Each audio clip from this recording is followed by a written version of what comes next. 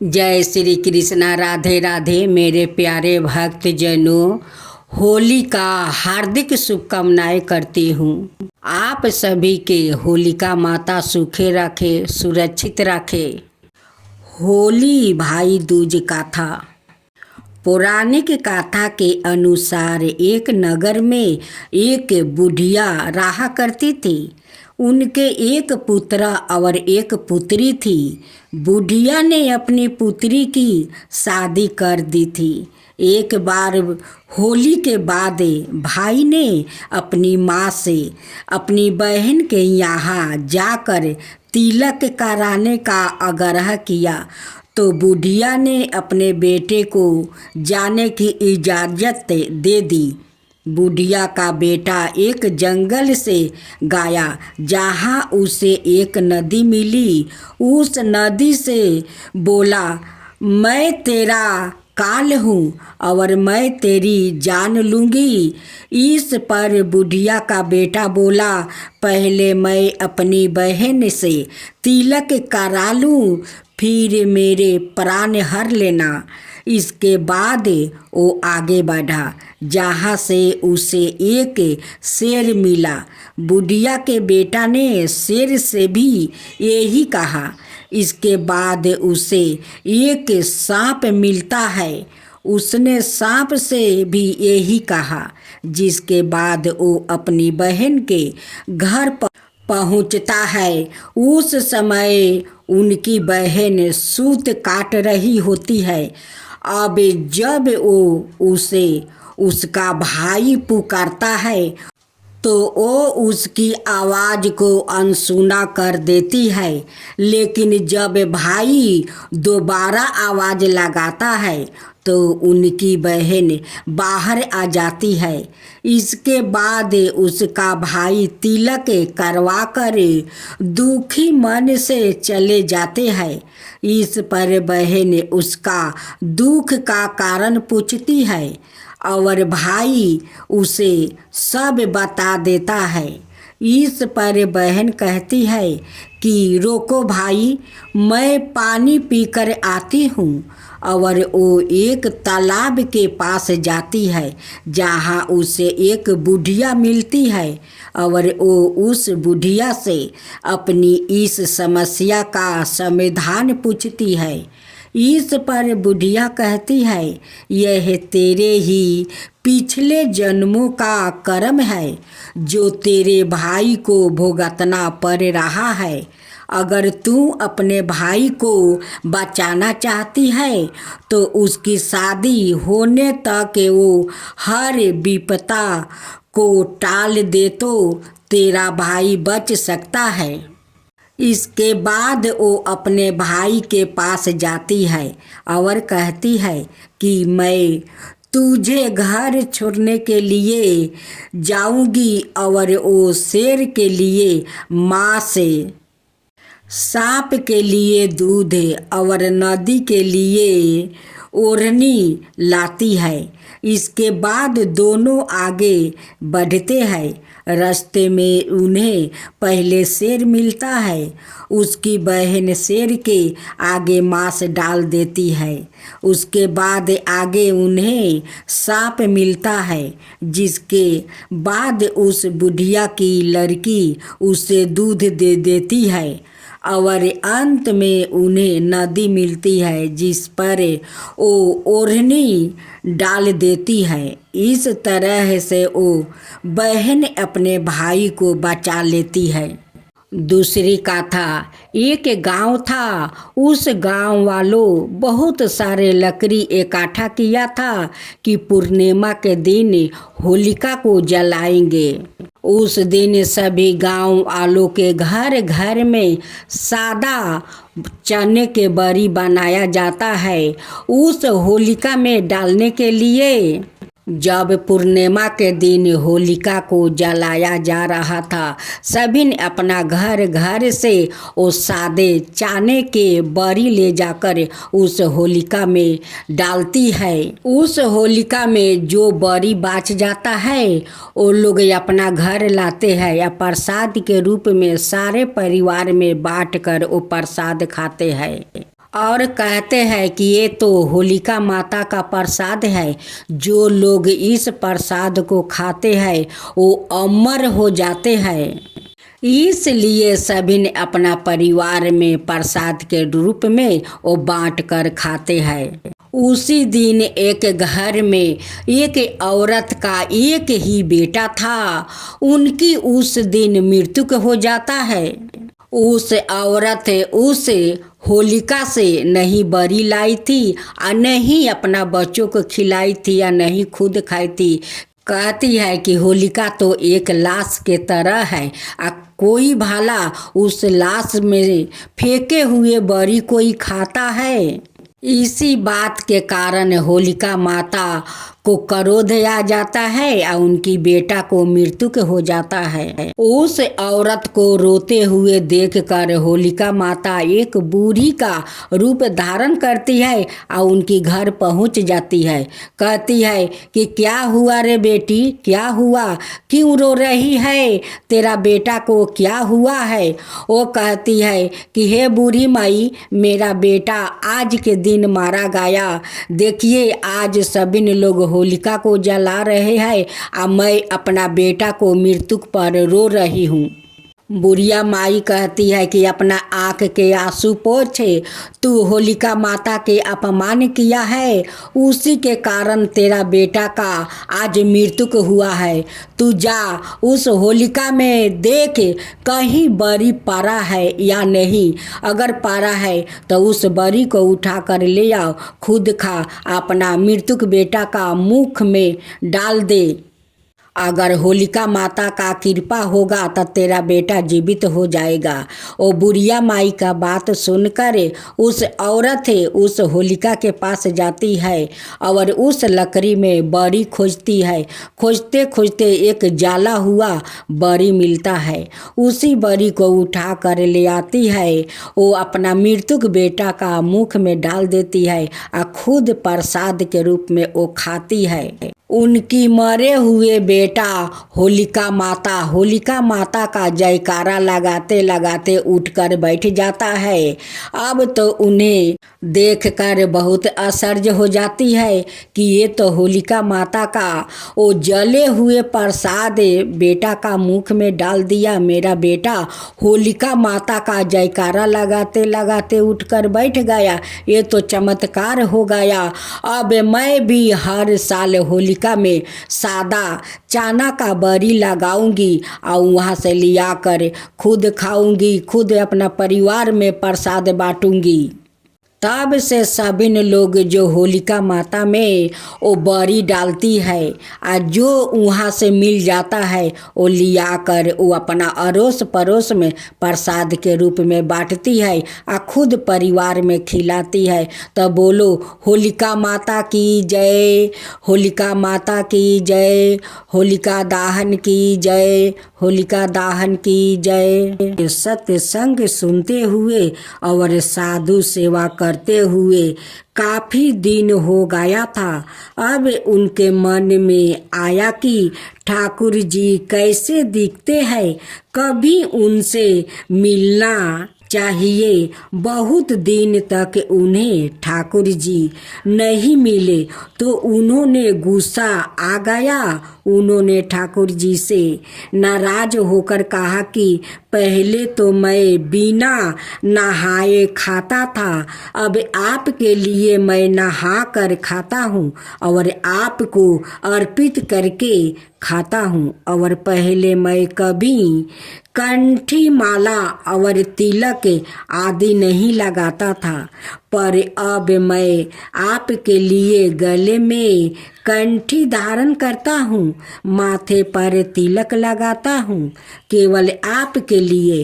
प्रभु आपके लिए मैं इतना कर रहा हूँ, आप मेरे लिए क्या कर रहे हैं?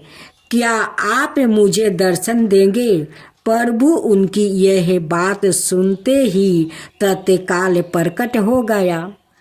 प्रभु संतों के वचनों को सत्य करने के लिए सदाए तत्पर रहते हैं। सत्य संग के प्रभाव से घातम जी का जीवन पूरा बदल गया। पहले तो सोचते थे कि कहाँ जाकर चोरी करना है, और अब वो यह सोचते हैं कौन से साधु कब पधारे और कैसे उनकी सेवा हो। जब वो चोरी करते थे तब सिपाही हथकड़ी लिए उनके बंदी बनाने के लिए घूमते थे, और जब संत समागम हुआ तो लोग उनकी चरण रज को अपने माथे पर लगाने लगे। घातम जी ने एक संत की चरण ली और उनके वचनों का पालन किया तो वो प्रभु के दर्शन पाकर परम भगवत बन गया। कैसे भी दृष्टि हो यदि उस पर संत कृपा हो जाए तो उसके लिए भगवत दर्शन और भगवत भक्ति दुर्लभ नहीं रहती है। इसलिए सत्य संग सबर परी है। सत्य संग से घोरे दृष्टि भी महात्मा बन जाता है। भक्तजनों, आज आप सुनेंगे राधा रानी की कहानी। एक समय नारद जी यह जान कर कि भगवान श्री कृष्णा ब्रज में प्रकट हुए हैं, बानी बजाते हुए गोकुल पहुँचे। वहाँ जाकर उन्होंने नंद जी के गिरहे में बालक का सवंग बनाया हुआ महायोगीश्वरी दिव्या दर्शन भगवान अच्युत के दर्शन किए। ओ वरण के पलंग पर जिस पर कोमल सेवत वस्तु बिछाए थे सो रहे थे और प्रसन्नता के साथ प्रेम में बिहाल हुई गोप बालिकाएं उन्हें निहार रही थी। उनका शरीर सुकुमार था, जैसे वो सवाए भोले थे वैसी ही उनकी चितवन भी बड़ी भोली भाली थी। काली काली घुंघराली अलग के भूमि को छू रही थी। वो बीच बीच में थोड़ा सा हंस देते थे जिसे दो एक दांत झलक पड़ते थे। उन्हें नगन बालक रूप में देखकर नारद जी को बड़ा हर्ष हुआ। उसके बाद महाभगवत नारद जी यह विचारने लगे, भगवान की कांता लक्ष्मी देवी भी अपने पति नारायण के अवतीर्ण होने पर उनके विहार्थ गोपी रूप धारण करके कहीं अवर से ही अवतारिण हुई होगी, इसमें संदेह नहीं है। और ब्रज वासियों के घरों में उन्हें खोजना चाहिए। ऐसा विचार कर मुनि वर ब्रजवासियों के घरों पर अतिथि रूप में जाकर उनके द्वारे विष्णु विधि से पूजित होने लगे। उन्होंने भी गोपों का नंदन में उत्कृष्ट प्रेम देखकर मन ही मन सबको प्रणाम किया। दत्तेंद्र ओ नंद के मित्रा महात्मा भानु के घर पर गया। उन्होंने उनकी विधिवत पूजा की।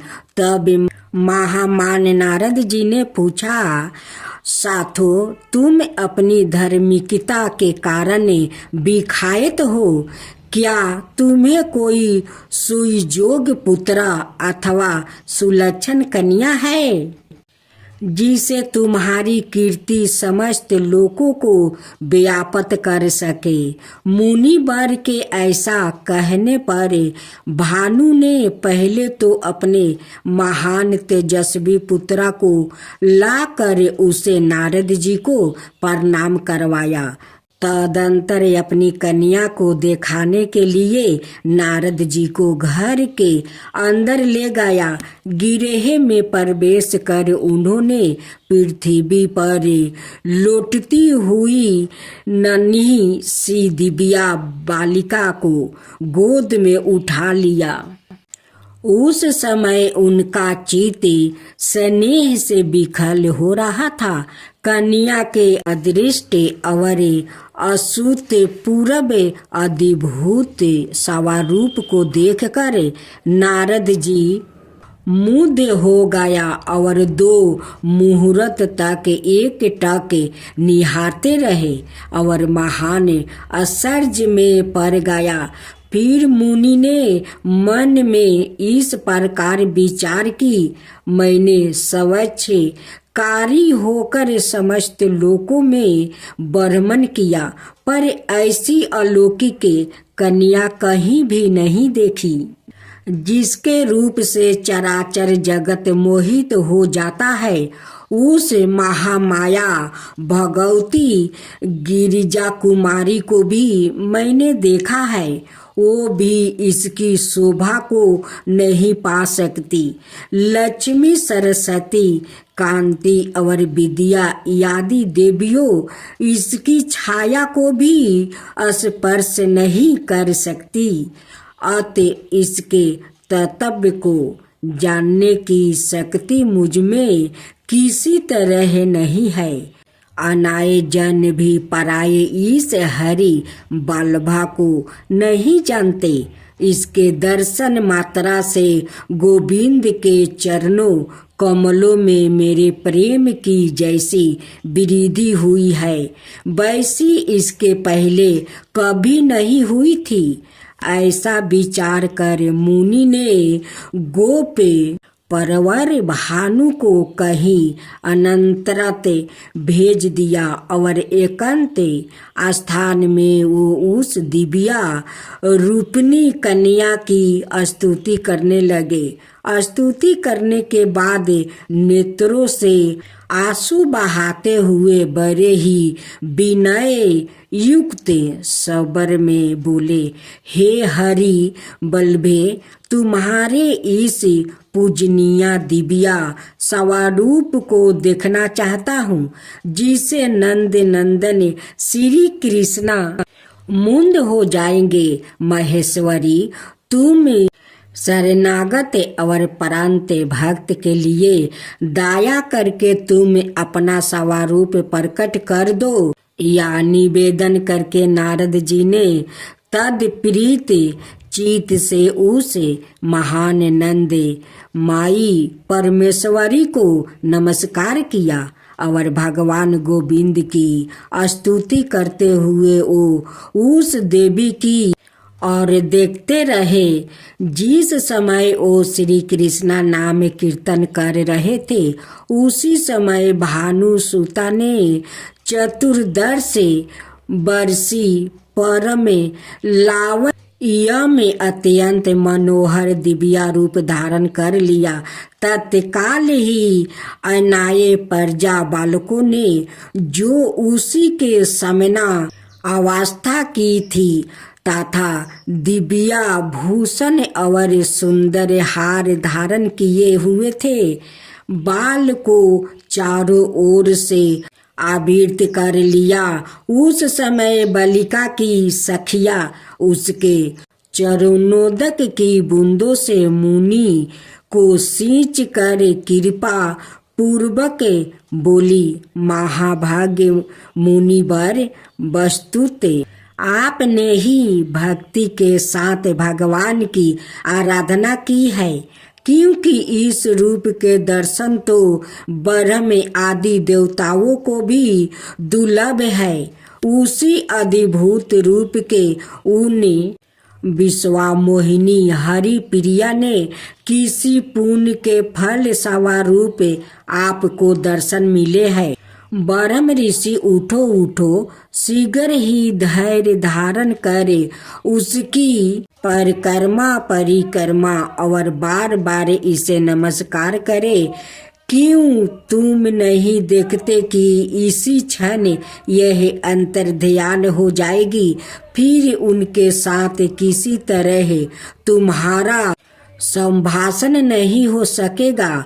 उन प्रेम बिल्ही सखियों के वचन सुनकर नारद जी ने 2 मुहूर्त तक उस सुंदरी बाला की प्रदक्षिणा करके साष्टांग प्रणाम किया। उसके बाद भानु को बुलाकर कहा, तुम्हारी पुत्री का प्रभाव बहुत बड़ा है, देवता भी इसका महत्व नहीं जान सकते।